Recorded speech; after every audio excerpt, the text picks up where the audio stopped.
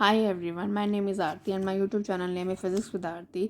इस वीडियो में मैं क्लास बीएससी एमएससी का जो दो टॉपिक होता है, पहला topic elastic collision in one dimension, जो दूसरा टॉपिक होता है inelastic collision in one dimension, ये दोनों टॉपिक इस वीडियो में मैं पढ़ाऊंगी।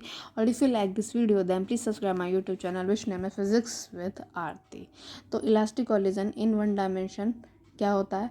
Late us consider elastic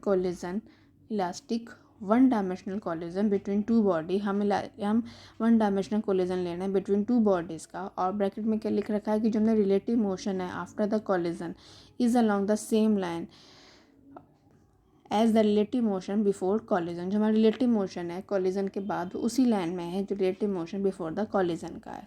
late the masses of the bodies and the initial and the final velocity as been shown in the figure. जो mass है और जो velocity है वो ऐसी इस फिगर में मैंने आपको दिखा रखी है, फिगर 2 में। बिफोर के ऊपर मैंने दो मास दिखा रखे हैं, दो पार्टिकलों के दो मास m1 और m2। m1 की वेलोसिटी v1 आई है, m2 की वेलोसिटी v2 आई है। आफ्टर कॉलिजन में m1 v1f और m2 v2f है।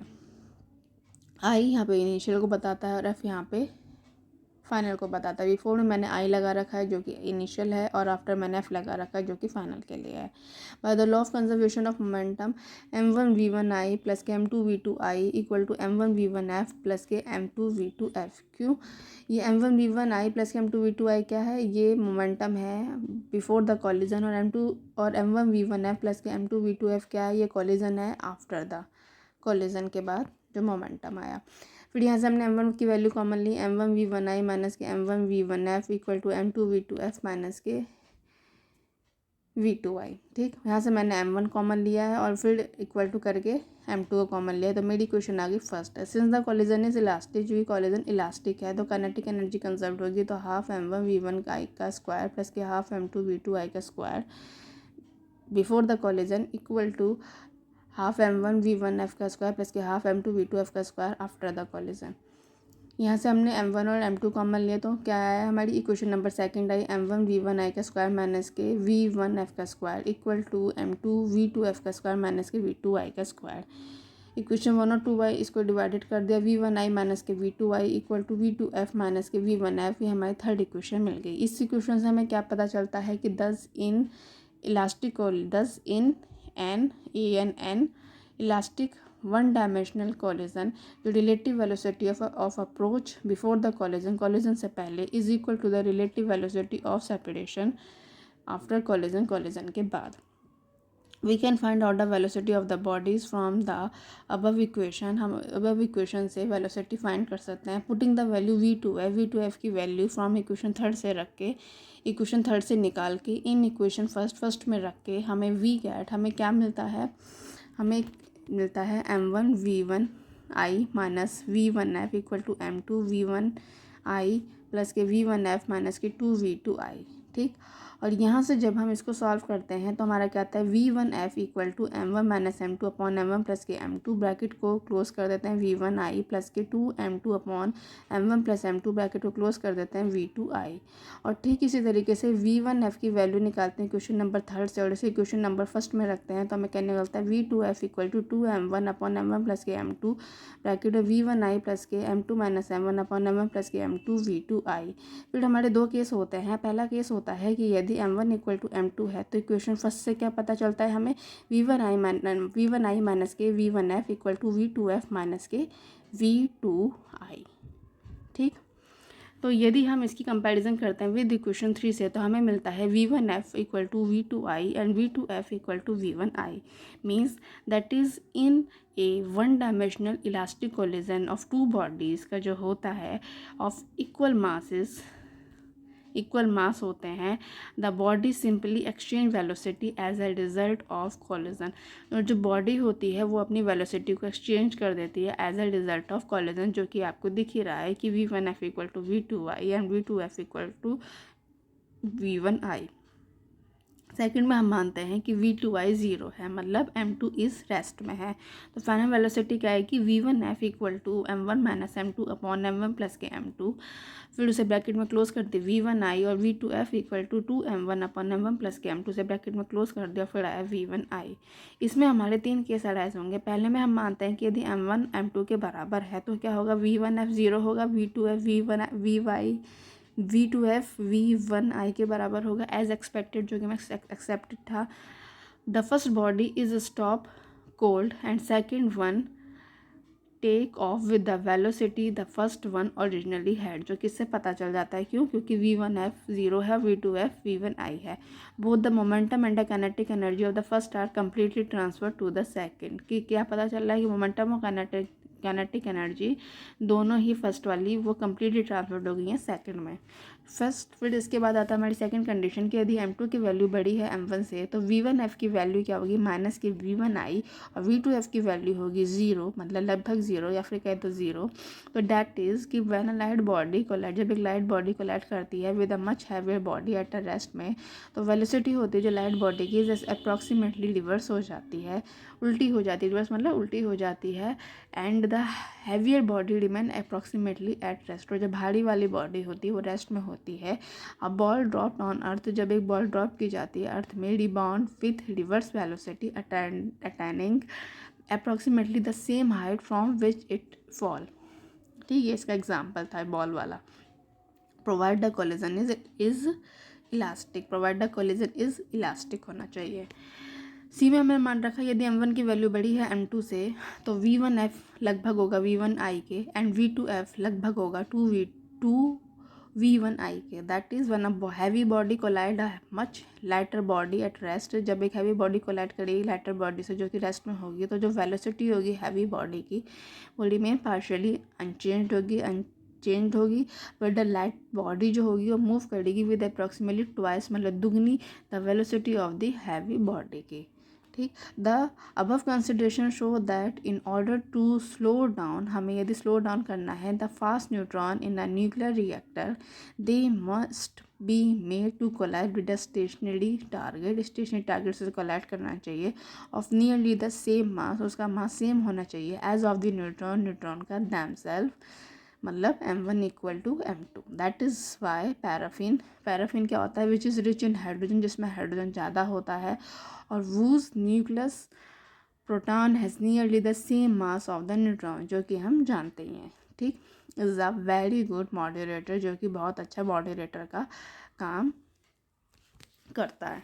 सो ये टॉपिक मेरा elastic collision in one dimension यही कंप्लीट होता है, जिसमें से कि मैंने तीनों पोजीशन कर ली हैं कि m1 बड़ा है m2 से, या m1 और m2 बड़ा है ना। तो मैंने इसमें आपको कंडीशन भी लिख के दिखा दी है। सो ये elastic collision in one dimension मेरा यही कंप्लीट होता है। Now perfectly inelastic collision in one dimension. अब हम पढ़ेंगे inelastic collision in one dimension.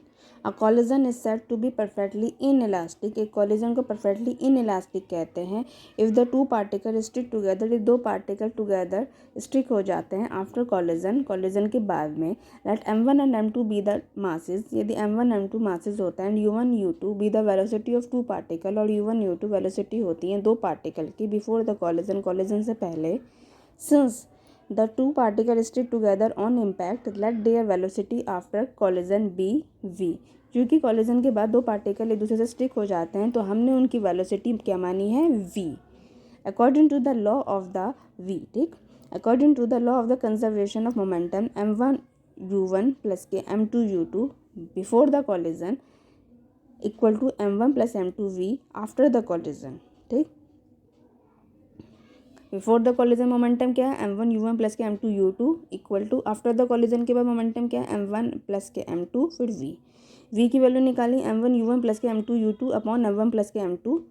यदि हम माने फॉर स्पेशल केस कि second particle of the mass m2 is at rest, मतलब u2 की वैल्यू हम 0 मान लें और V1 में हम U2 जो हमने अभी UV निकाली है, जिसको हमने क्वेश्चन नंबर 9 माना है, और उसमें यदि हम U2 की वैल्यू 0 रख दें तो हमारी वैल्यू क्या आएगी, M1U1 equal to M1 plus के M2V।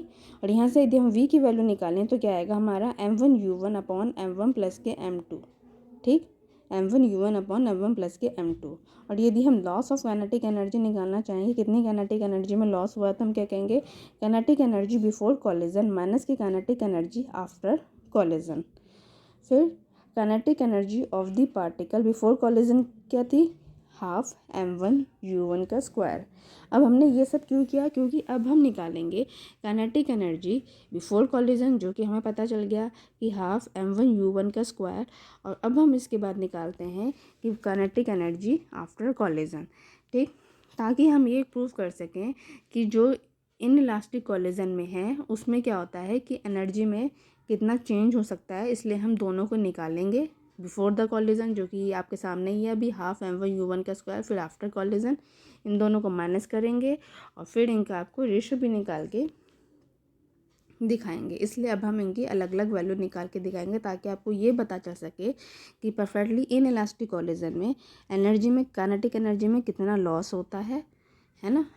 तो ये निकालने के लिए हम इन दोनों की वैल्यू अभी आपको पहले अलग अलग करके दिखाएंगे, और जिसमें आपको ये पता चलेगा कि काइनेटिक एनर्जी का हमेशा लॉस ही होता है परफेक्टली इन इलास्टिक कॉलिजन में।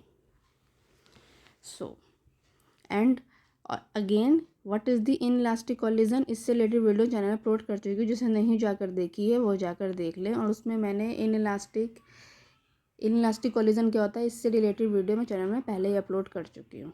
सो जिसने नहीं जाकर देखी वो जाकर देख सकते हैं। अब हम निकालेंगे kinetic energy of the particle after the collision. वो क्या है, हाफ M1 प्लस के M2 V का square equal to half M1 plus के M2।